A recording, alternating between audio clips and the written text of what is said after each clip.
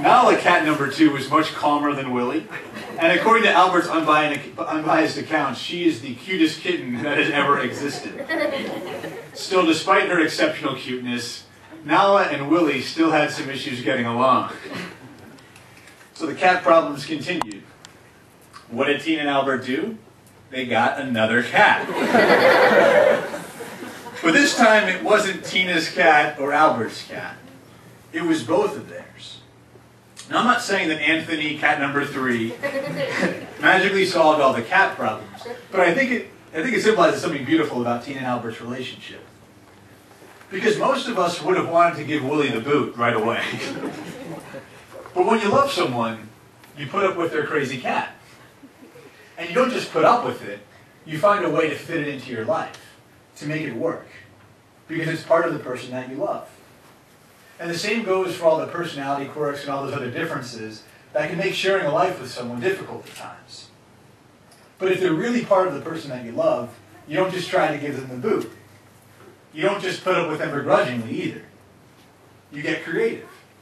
You look for something within yourself that can relate to those things. Like the fierce dinosaur realizing he was not unkeen on shopping.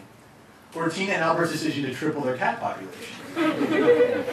So since today is the day in which Tina and Albert commit to the constant deepening of their relationship, it is also the day that they commit to keep navigating these differences in love. To respect those unique aspects of each other, and to open themselves to new ways of being together. The good news is that all this hard work of opening themselves up to each other and navigating the differences has a great payoff.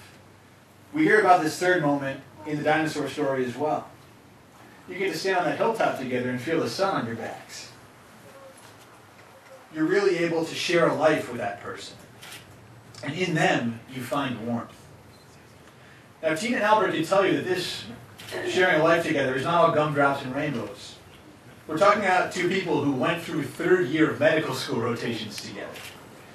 With all the crazy hours, the difficult patients, the heartbreaking cases, all of that.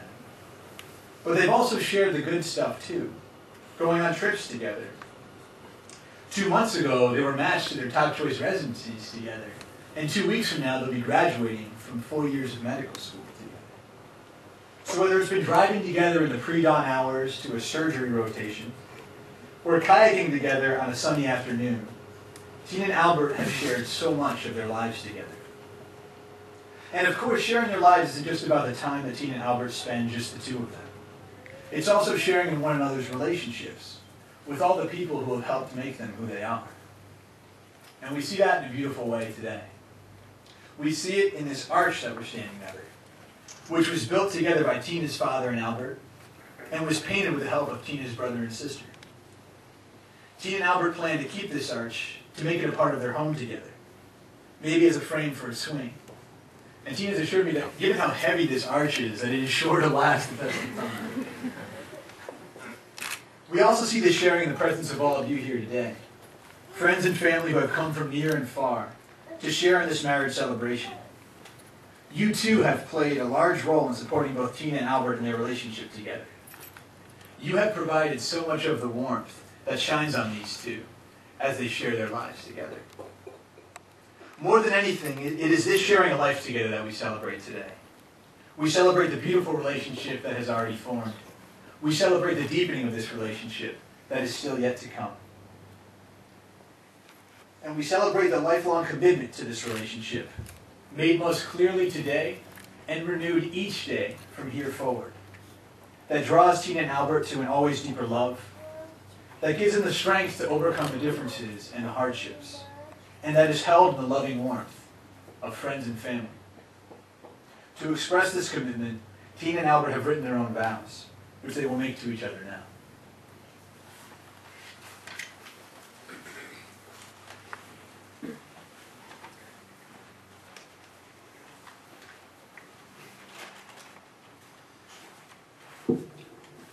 I never realized how important first impressions are.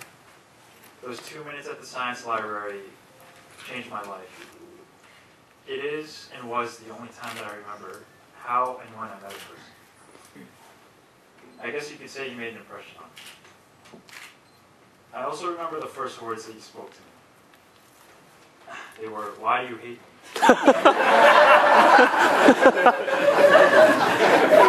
It was the first time someone had asked me that question. And I never would have thought that I'd be the phrase that I'd fall for. Before you, all I thought about were school, grades, getting ahead in life, and respect. And I could have gone through life alone and not cared. But you didn't care about any of that. You taught me to look for the love, kindness, and goodness in people, and you make me want to be a better person.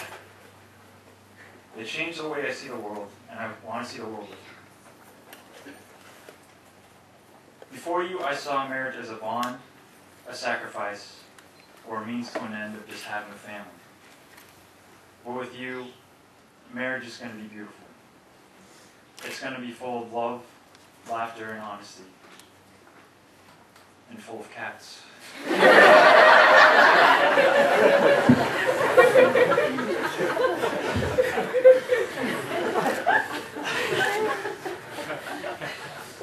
We've done so many first things together, and I want that to continue. I want to get my first paycheck with you. I want to get my first house.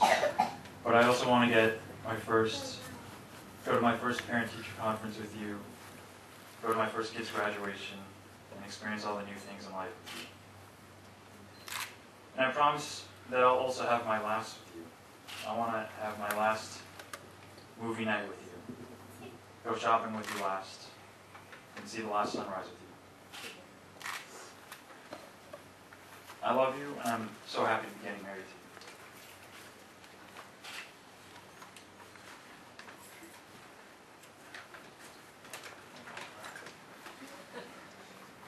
I was never one of those girls who spent years and years picturing my wedding.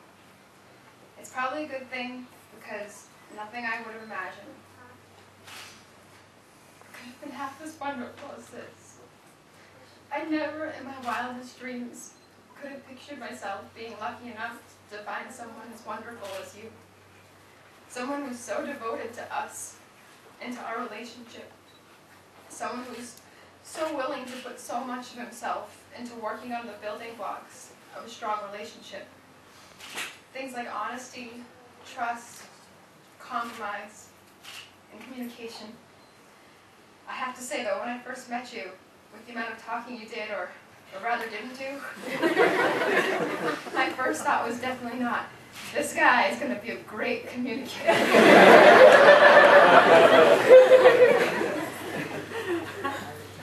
But you surprised me in so many ways.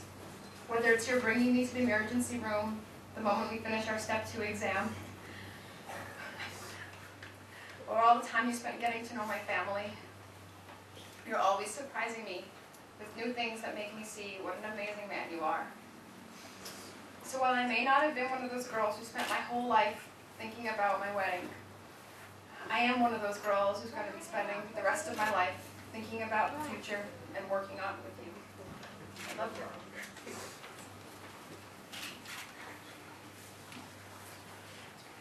And now Tina and Albert will make their traditional wedding vows to one another. Albert, please repeat after me. I, Albert, take you, Tina.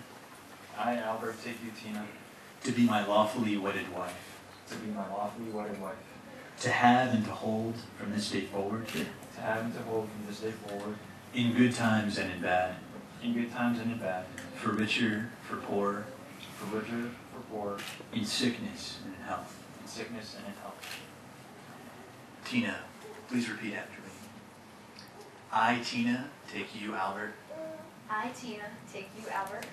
To be my lawfully wedded husband. To be my lawfully wedded husband. To have and to hold from this day forward. To have and to hold from this day forward. In good times and in bad. In good times and in bad. For richer, for poorer. For richer, for poorer. In sickness and in health. In sickness and in health. Alvin, if you can please bring forth the rings.